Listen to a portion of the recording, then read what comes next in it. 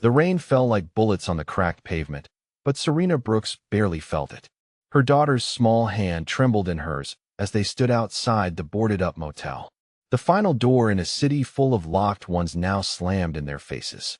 Maya's backpack stuffed with everything they owned, pressed against Serena's hip, a constant reminder of how far they'd fallen. The eviction notice was still in her pocket, wrinkled and damp. 3 days. That's how long they'd been sleeping in her beaten Toyota, parked in different lots each night, praying no one would notice.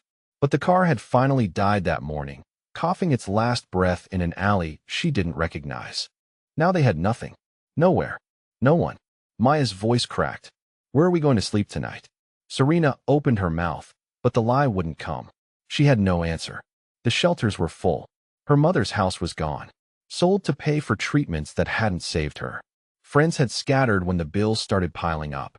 She was invisible in this city, just another black woman the world had learned to look past. That's when she heard the footsteps. Expensive shoes on wet concrete. A voice like smoke and steel. "You look lost." 3 weeks earlier, Serena Brooks had perfected the art of invisible exhaustion. She moved through Romano's Italian restaurant with the practiced efficiency of someone who'd learned that speed meant survival. A dark brown skin glistening slightly under the warm overhead lights as she balanced 3 plates along her forearms. The lunch rush was brutal on Thursdays.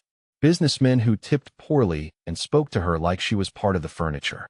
A man snapped his fingers at her. "We've been waiting 10 minutes for water." She'd filled his glass 4 minutes ago. She knew because she'd timed it. But Serena simply smiled, the smile that never reached her eyes, but kept her employed, and said, "Right away, sir." The truth was, she'd been awake for 22 hours straight. Her shift at the hospital cafeteria had run until 3 a.m. because Linda called in sick again. Then she'd driven across town to her second job at the dry cleaners, working the early morning shift from 4 to noon. Now she was here, and she'd be here until closing at 11 o'clock. Then home to Maya, asleep at Mrs. Rodriguez's apartment. The elderly neighbor who washed her daughter for $20 a day. Serena could barely afford. 1 more month, she told herself. 1 more month, and I'll have enough for the deposit on a better apartment. 1 more month and Maya can have her own room again. It was a lie she told herself to keep moving. Mama works real hard, Maya had told her teacher last week. According to the note Serena had found in her backpack, she's always tired, but she says we're going to be okay. I believe her because mamas don't lie. Serena had cried in the bathroom for 5 minutes, then washed her face and gone to her next shift. She was clearing table 7 when she felt it. "Can I start you with something to drink?" "Whiskey neat." The Hibiki, if they have it. His voice was deep, accented, but clear and expensive, like everything else about him. "I'll check with the bar." "You're tired." Serena froze. "Excuse me. You're exhausted. I can see it in your eyes. How many jobs do you work?" The question was so unexpected, so intimate that Serena forgot to deflect. "That's I don't think 3. He tilted his head slightly, studying her like she was a puzzle he intended to solve. "No, more than 3. You have a child.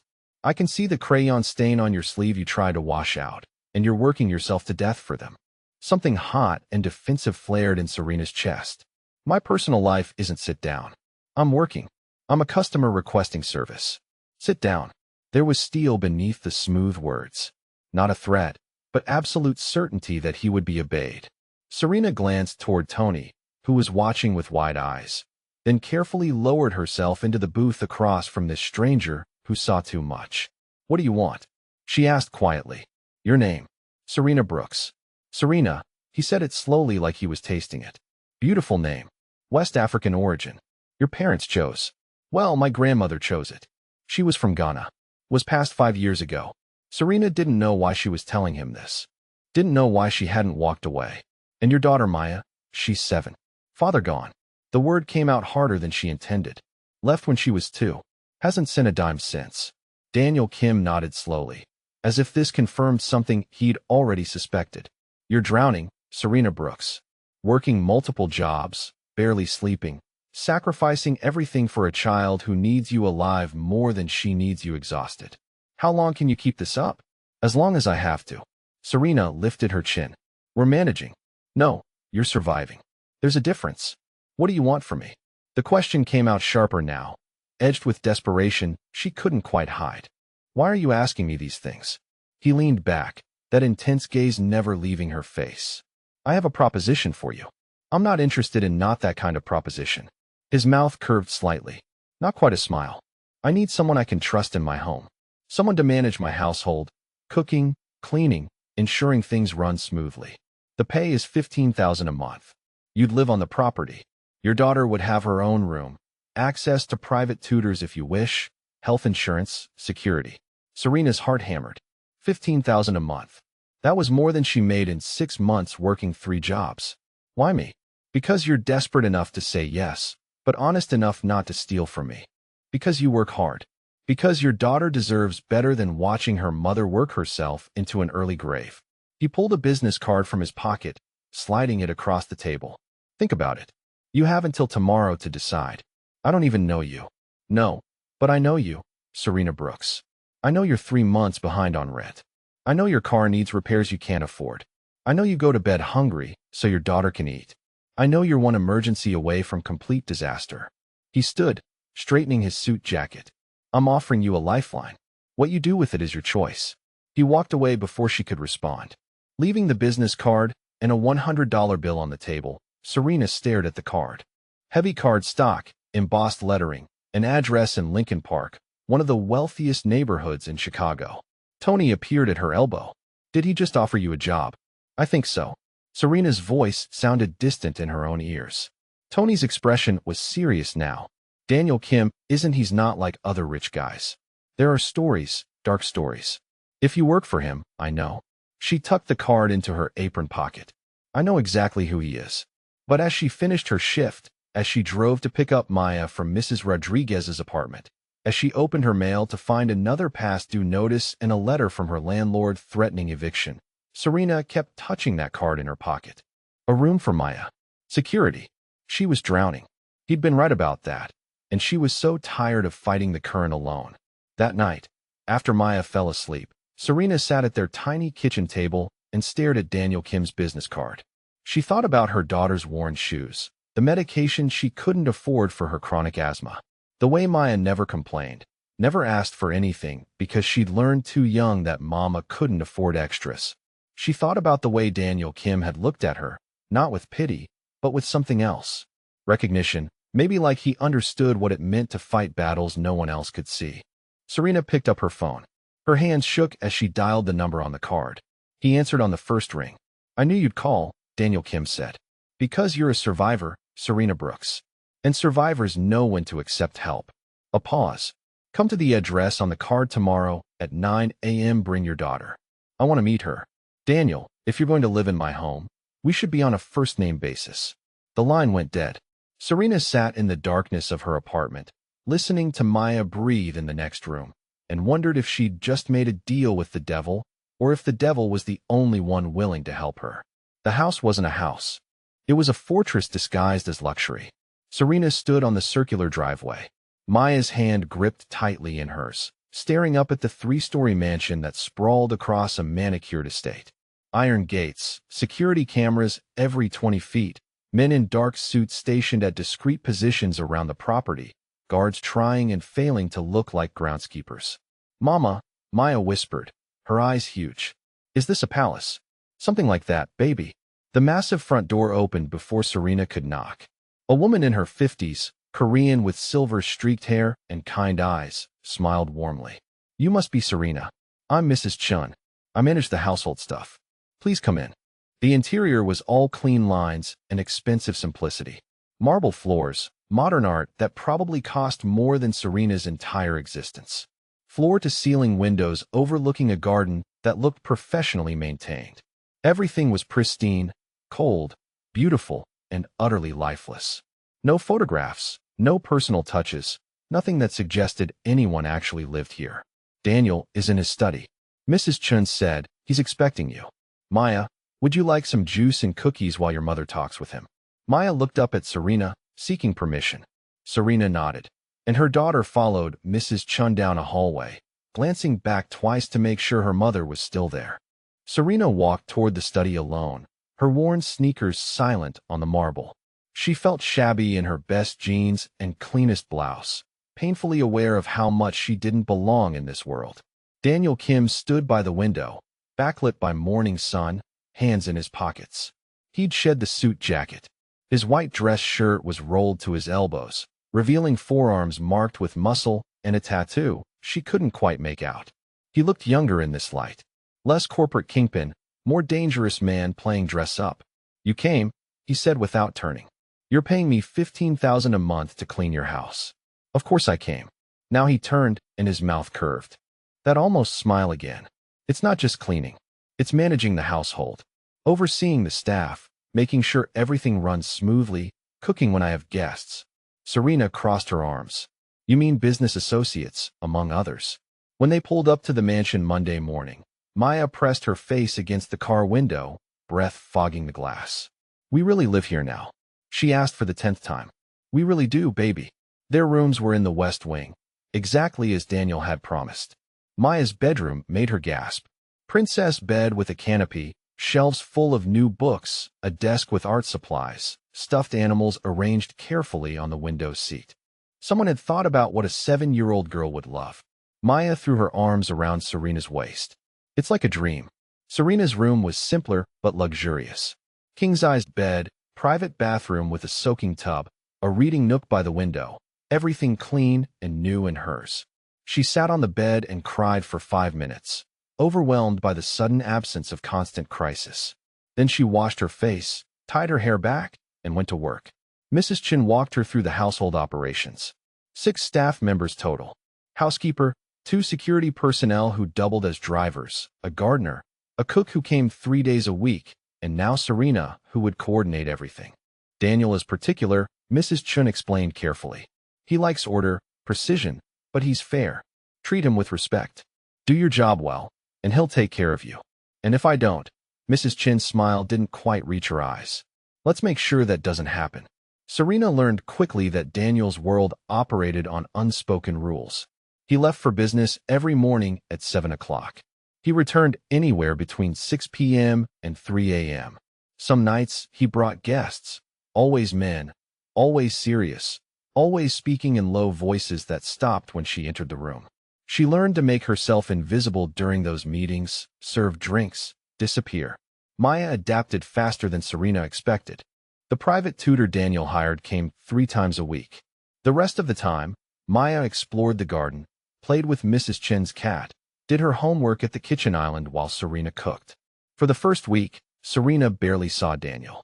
He was a shadow in his own house, present, but distant, powerful, but untouchable until the night everything changed. Serena was in the kitchen at 11 p.m., unable to sleep, making tea. She heard the front door open, heavy footsteps, then silence. She found Daniel in the darkened living room, sitting on the couch, head in his hands. Even in the shadows, she could see the blood on his knuckles. Her voice came out softer than she intended.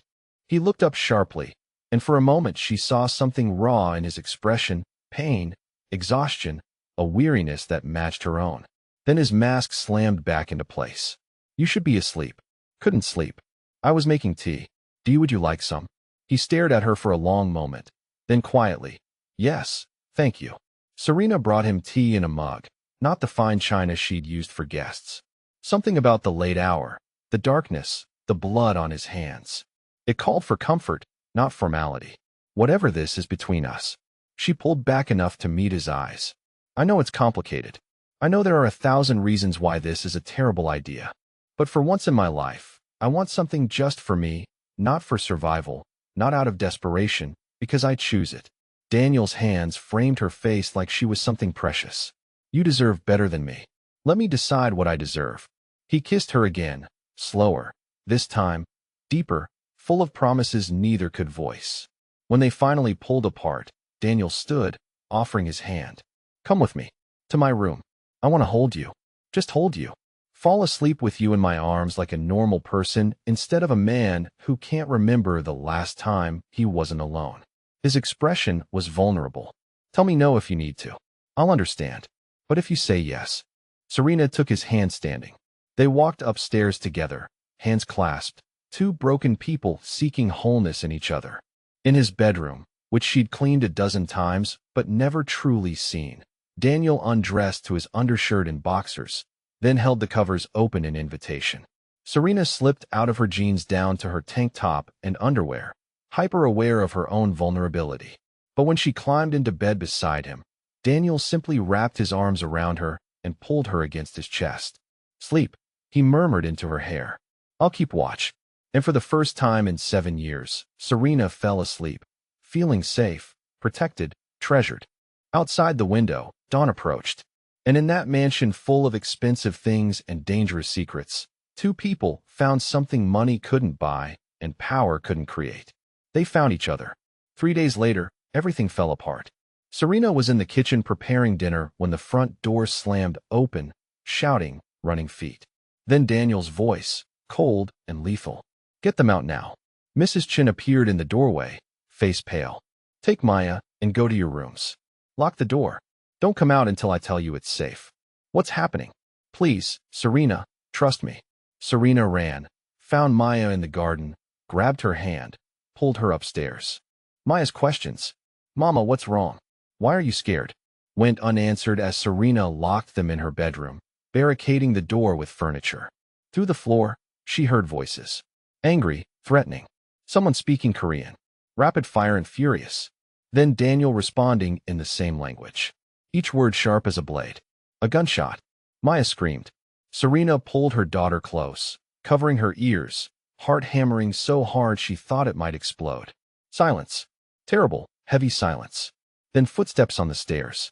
Coming closer, Serena positioned herself between the door and Maya, prepared to fight with everything she had if someone tried to hurt her daughter. Daniel's voice, muffled through the door. "It's me. Open up." She moved the furniture with shaking hands, unlocked the door. Daniel stood there, blood spattered across his white shirt, gun in one hand. Serena woke up in darkness, head pounding, zip ties cutting into her wrists. Beside her, Maya was sobbing quietly, trying to be brave. "Mama, I'm here, baby. I'm right here. I want to go home." "I know, sweetheart. I know." Lights flooded the space, a warehouse, she realized, empty except for metal chairs and the 4 men who'd taken them, and one more, stepping out of the shadows. He was older, Korean, with gray-streaked hair and eyes like ice. When he smiled, Serena's blood ran cold. "Mrs. Brooks," he said, accent thick, but English clear. "Forgive the accommodations. This will be brief. I just need Daniel Kim to understand his place." "Who are you?" "Park Min-ho. I run the Park family operations.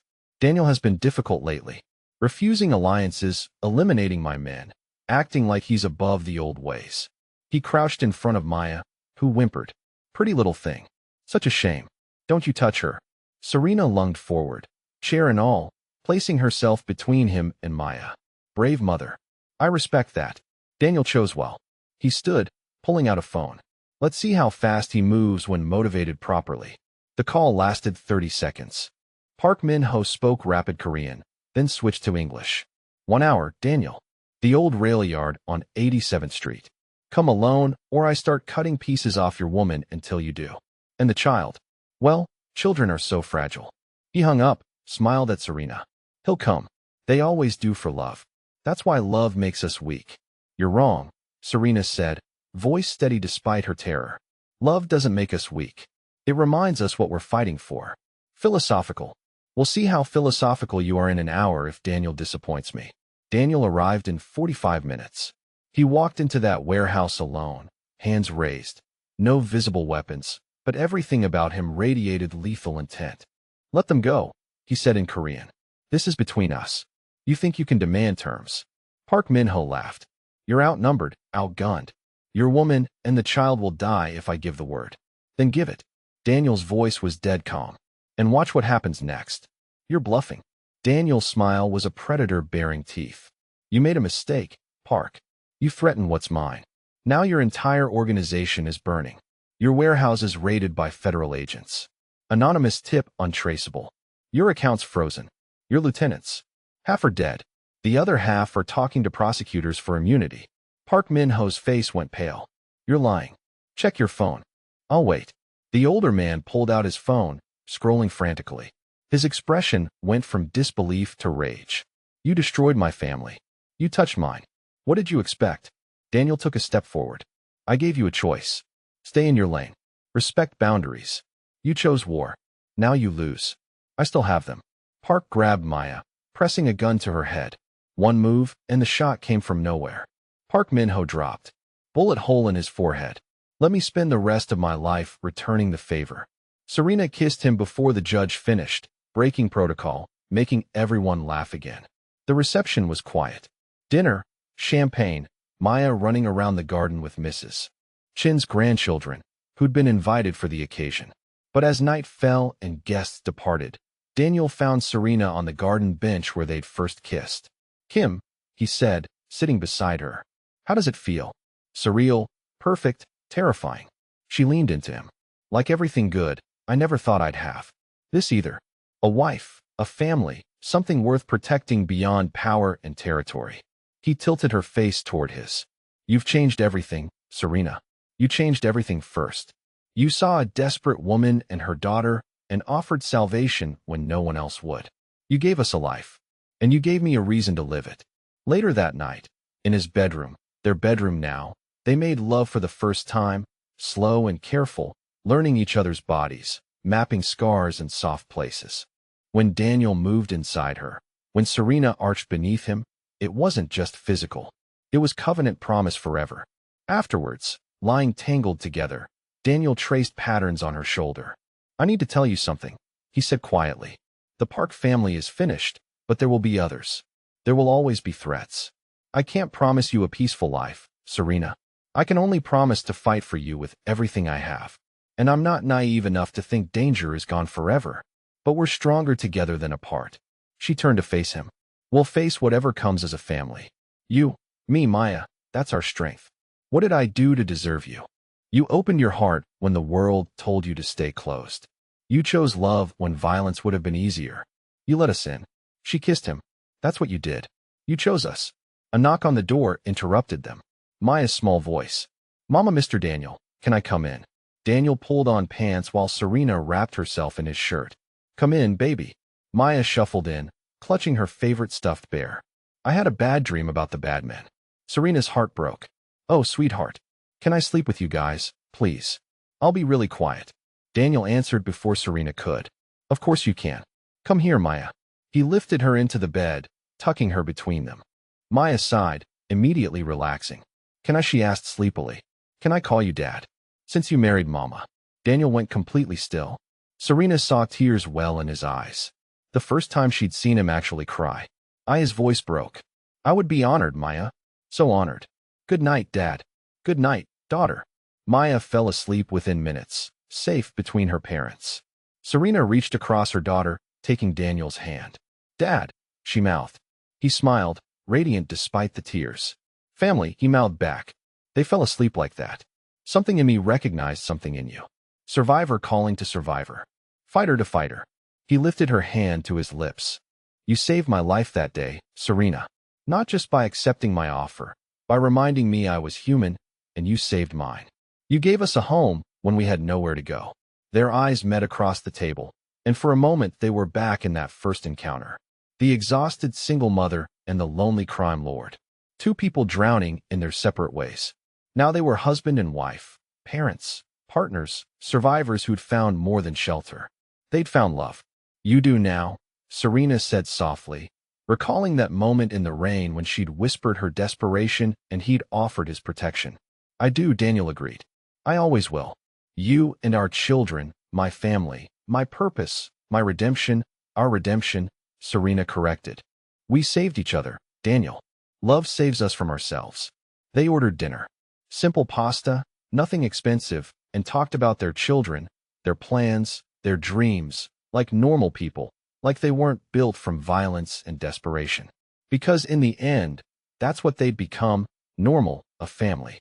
And sometimes that was the greatest triumph of all. Back home, Maya was watching her brothers, teaching them to draw, laughing at their childish jokes. When her parents walked in, she looked up and smiled. Good date. The best, Serena said, kissing her daughter's head. You guys are disgustingly in love, Maya teased. Always have been, Daniel replied, pulling both his wife and daughter into a hug. Always will be. The twins tackled their father's legs, demanding attention, and chaos erupted. The good kind, the kind that meant life and laughter and love. Serena watched her family, her heart full to bursting, and thought about that rainy night when she'd stood outside a boarded-up motel with nowhere to go. She'd whispered her desperation into the storm, and a man with blood on his hands and loneliness in his heart had answered, "You do now." 3 words that changed everything. 3 words that built her family. 3 words that proved love could bloom anywhere, even in the darkest places between the most unlikely people. Serena Brooks Kim fell asleep that night, wrapped in her husband's arms, children breathing softly down the hall, grateful for every struggle that led her to this moment. Because sometimes the greatest love stories aren't about perfection. They're about 2 broken people choosing to heal together, choosing to fight for each other, choosing every day to stay. And that choice repeated again and again across years, and challenges became their forever. Years passed, measured not in months, but in milestones. Maya grew into a confident teenager, fluent in Korean and English, her art hanging in galleries, her laugh still filling the house with joy. She never forgot the hard times, but they shaped her into someone who understood both struggle and strength. The son they'd expected turned out to be twins. Boys who had Daniel's eyes and Serena's smile, chaos incarnate, but deeply loved. Daniel transitioned slowly out of the criminal underworld, using his power to legitimize his businesses, becoming, ironically, one of Chicago's most influential philanthropists. The man who'd once ruled through fear now channeled that strength into building community centers, funding schools, creating opportunities for people like Serena had been. The violence never completely disappeared. That would have been naive, but it touched them less as years passed. As Daniel's reputation shifted from dangerous to untouchable, on their 10th anniversary, Daniel took Serena back to Romano's Italian restaurant, the place where they'd first met. It was under new management now, but the corner booth remained. "Do you remember?" he asked, sliding into that same seat. "I remember a man who saw past my exhaustion to my strength, who offered me salvation when I'd given up on miracles." Serena took his hand across the table. "I remember falling in love before I even knew it was happening. I knew the moment I saw you. How did I get so fortunate? You opened your door when a desperate woman needed help. You saw us. Really saw us. Everything else follows from that moment of compassion." Across the garden, Maya spotted them and came running. "Mama, Dad, watch what I can do." She demonstrated a cartwheel, lopsided, but enthusiastic. They applauded like she'd performed magic. "That was amazing, Maya," Daniel said seriously. "Can we have hot chocolate with marshmallows?" "Of course. Go inside and ask Mrs. Chun. We'll be right there." Maya ran off, energy boundless. Daniel watched her go, expression soft. "A year ago, I was a man who had everything and nothing. Power without purpose, wealth without meaning.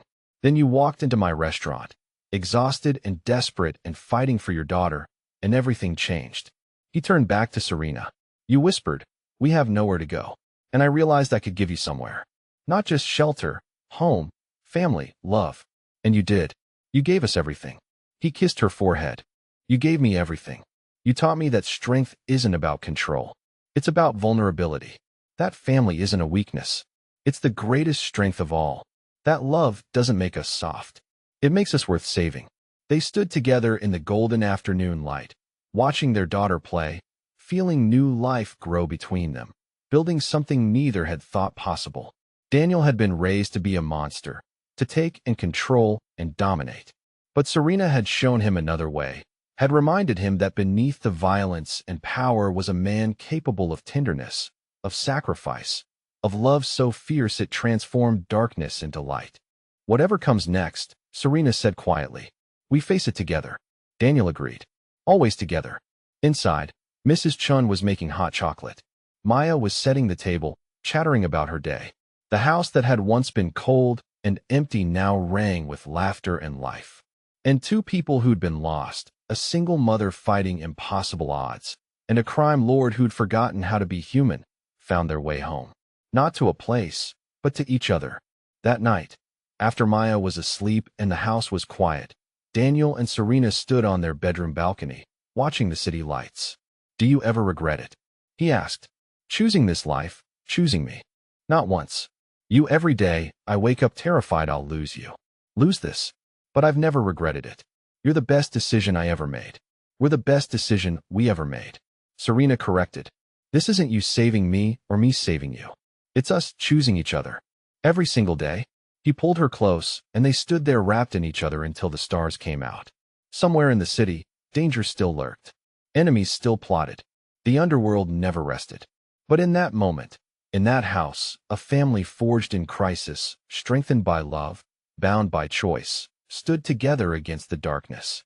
And the darkness, for once, retreated. Because some things are stronger than fear, stronger than violence, stronger than the weight of the world. Love, family, the fierce determination of people who refuse to let their pasts define their futures. That's what Daniel Kim and Serena Brooks built together. Not an empire, a home. And it was enough. More than enough. It was everything.